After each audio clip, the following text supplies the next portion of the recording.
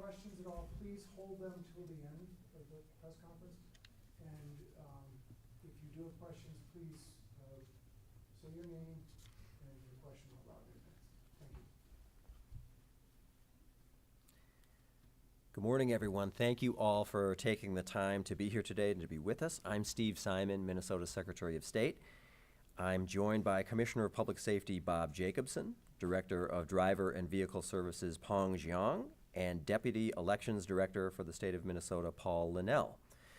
We're here today to talk about a real Minnesota breakthrough: automatic voter registration, a new system that strengthens election security and increases voter access for our residents.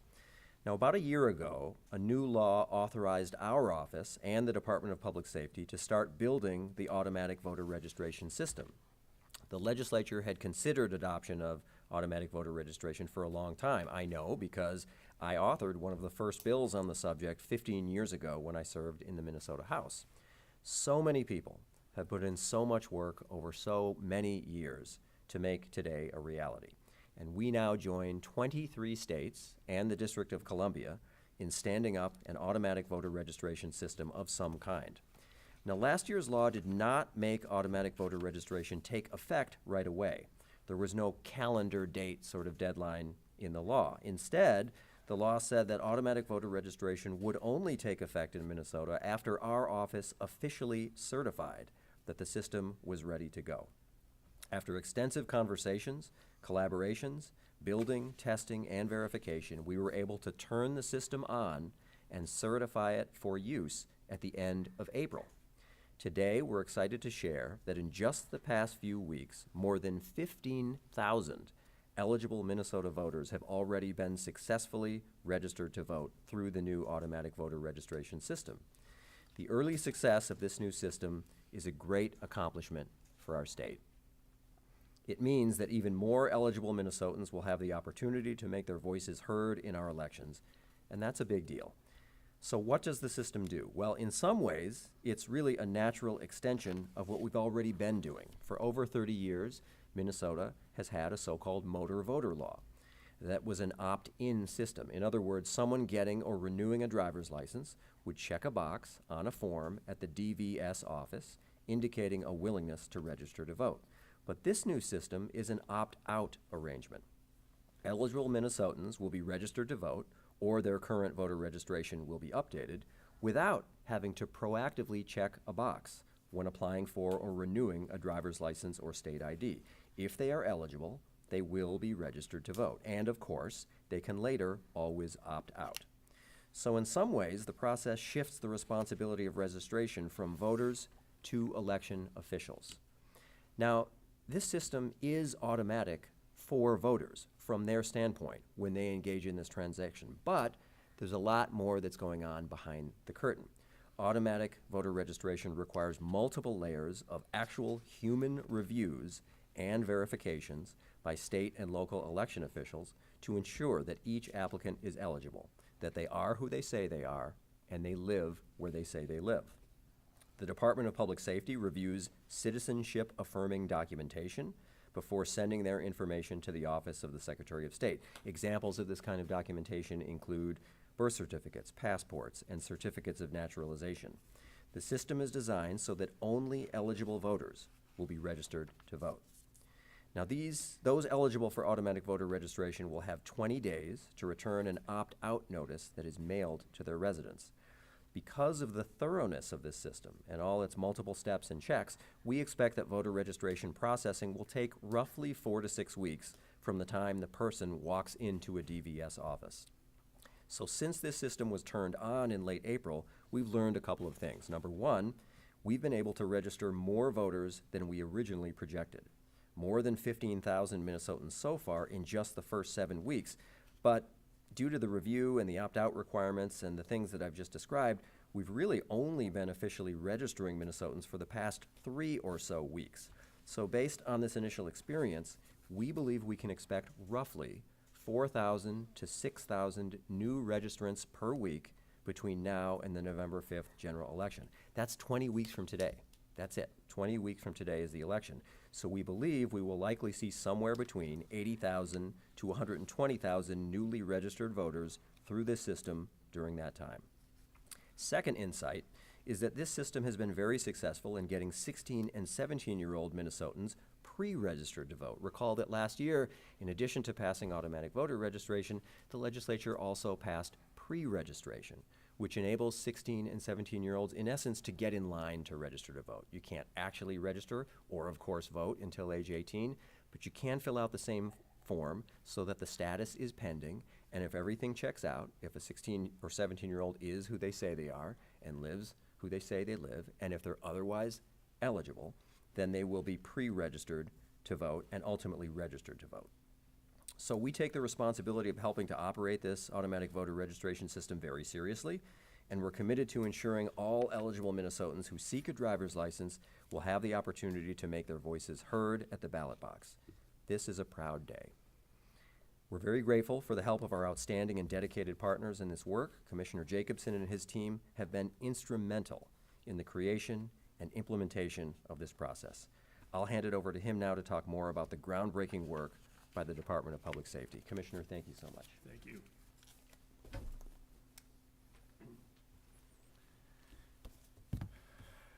Good morning. Automatic voter registration is another example of what happens when state government agencies work together to make life easier for Minnesota residents. We listened to people who said, make the voter registration process easier. That's why we eliminated the need for residents to read a statement and check a box to register to vote. We also heard security and privacy are important.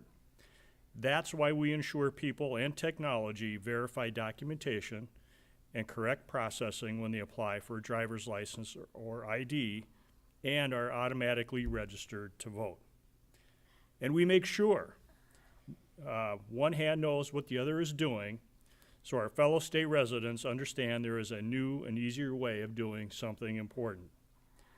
Voting is an incredibly important part of our process as Americans. And as stewards of state government, it is important that we make voting easy and accessible for Minnesotans who are eligible. And it is equally important to ensure the process remains as secure as ever.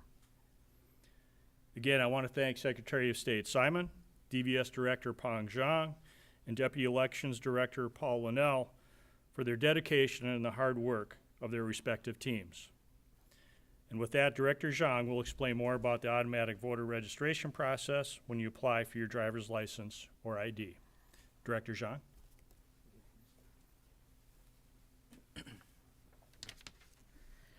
All right, good morning. Our DVS staff has been processing identification cards for years. Ensuring the integrity of the licensing and identification system is critical to our work. Part of that process is verifying citizenship documents. The automatic voter registration system is a slight modification to what we already do and have been doing. This is how the process works.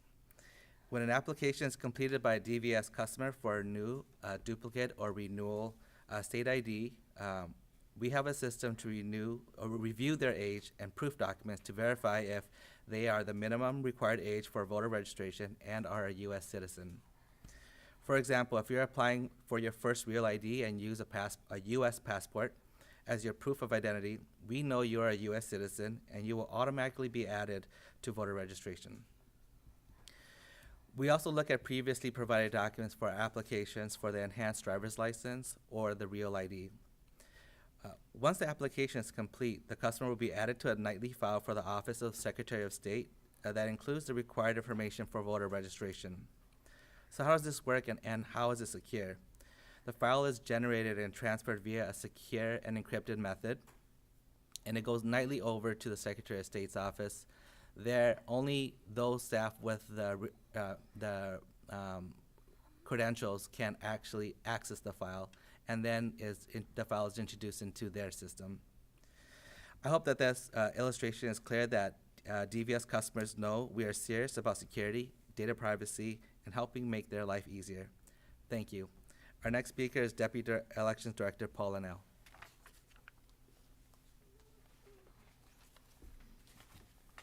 Thank you and good morning.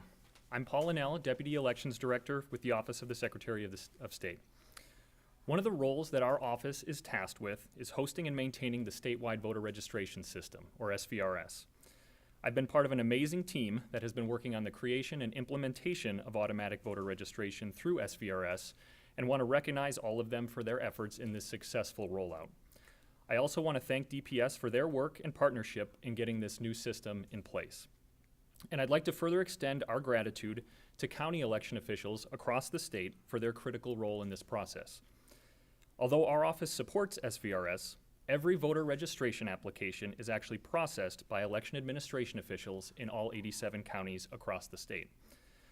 Automatic voter registration places some additional demands on these election officials during an already busy 2024 election cycle, but they've taken on the challenge and have done a wonderful job effectively implementing this change.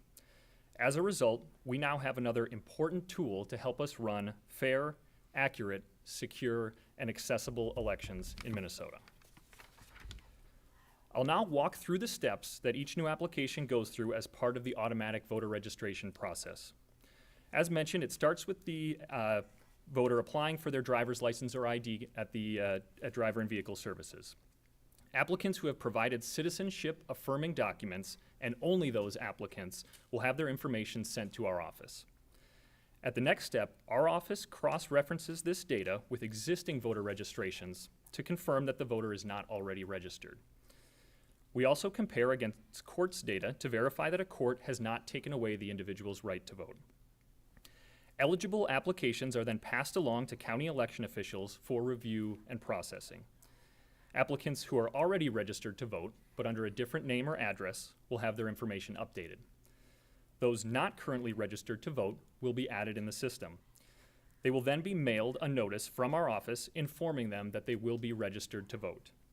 The mailer includes an opportunity for the voter to decline to be registered to vote if they do not wish to be registered. If they return this notice within 20 days from the date of mailing, they will not be registered to vote. If the applicant does not opt out after this 20-day period, they will be registered to vote or pre-registered to vote if they're 16 or 17 years old. Like all newly registered voters, a postcard is then mailed to the voter for address verification purposes. This card informs the voter that they are now registered to vote and provides them with information on their election districts and polling place. Although there are a few added steps to this process, the workflow is overall very similar to the prior process through DVS when Minnesotans registered by checking the opt-in box as part of their application for a state ID.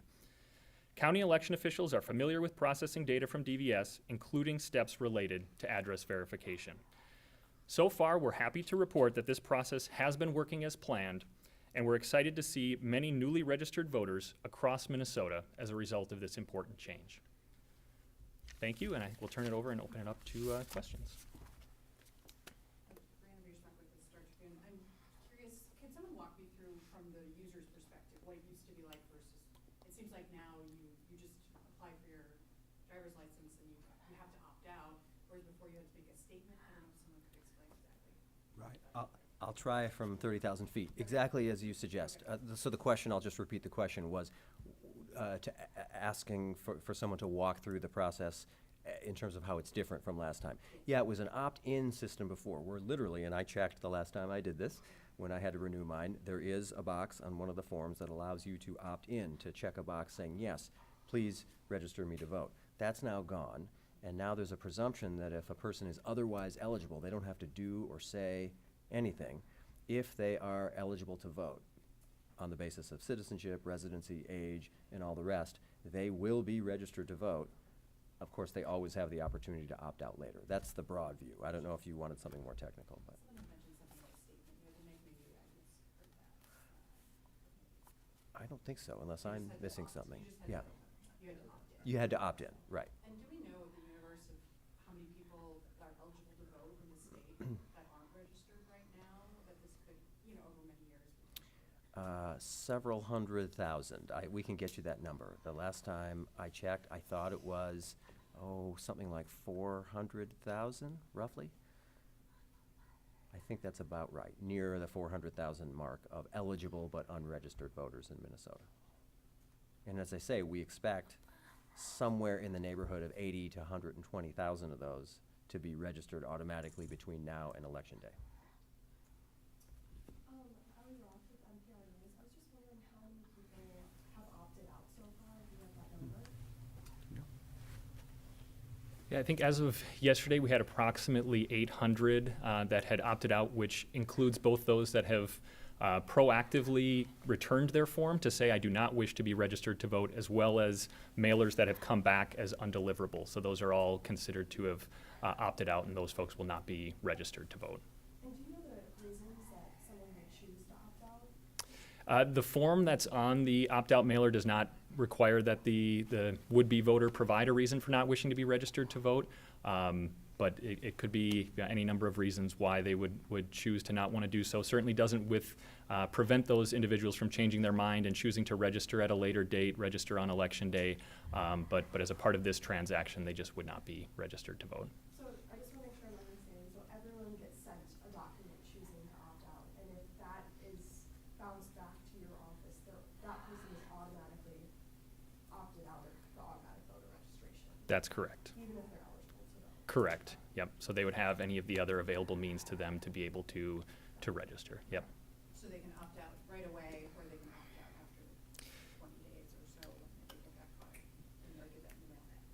Correct. If the 20 days were to expire and they were to be registered to vote as a result of not acting on that form being delivered, then they could still choose to inactivate their voter record at any point in time if they didn't wish to be registered. Secretary, is this gonna make things easier on voting day for people who are coming in and trying to register same day? So the question was, will this make things easier for voters who are trying to register on same day? What I would say is, I don't know if this directly answers your question, we'll have far fewer people needing to register on same day. Our prediction when we testified in favor of this bill was that it could result in a decrease of 80%, maybe even 90% in the number of people who even need to register same day, because they already will have been in the system weeks and more likely months beforehand. But the requirement for registering same day will be the same for that person actually registering same day. Do we know how many 16 and 17-year-olds maybe are in the system now as a result of this? Yes, I think it's 13,000 is the number. So far, over the last 7 weeks, 13,000 16 and 17-year-olds have been pre-registered to vote, which means for those folks that their form or their status is sort of in a pending status. And if everything checks out, if real human beings determine that they're eligible and that they are who they say they are and they live where they say they live, then on midnight on their 18th birthday, they will be added to the voting rolls.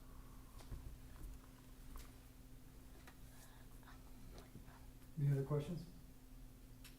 I know you talked about this a little bit, but can you talk about how long people have been waiting for this change? Yeah. In Minnesota, it's been decades of time. A long time. I think I carried the bill when I was in the House in 2009, about 15 years ago. It may have been the first one ever, I'm not sure, but certainly an early one, but not me alone. Many other people have been talking about this for a long, long time. And the argument always was and still is that this wasn't so far away from what we were already doing, which is an opt-in system using the services of DVS and the Department of Public Safety to interface with people in a very common transaction. And so I think the next stage of this will be to expand it to other kinds of interactions with government. That could mean all manner of public services. It could mean when someone gets a hunting or fishing license. That remains to be seen. But we didn't want to bite off more than we could chew, and so we're starting with a really big and common one, which is driver's license use. One of you may have mentioned this, but what other states have this type of program? 23 other states and the District of Columbia. So we are by no means the trailblazer, and it's a very eclectic group of states, geographically, politically, and otherwise. This just makes sense for voters, as so many states have now realized.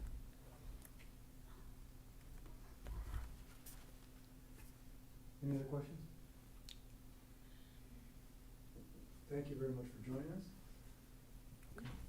Gentlemen, thank you. Thanks, everyone. Thank you.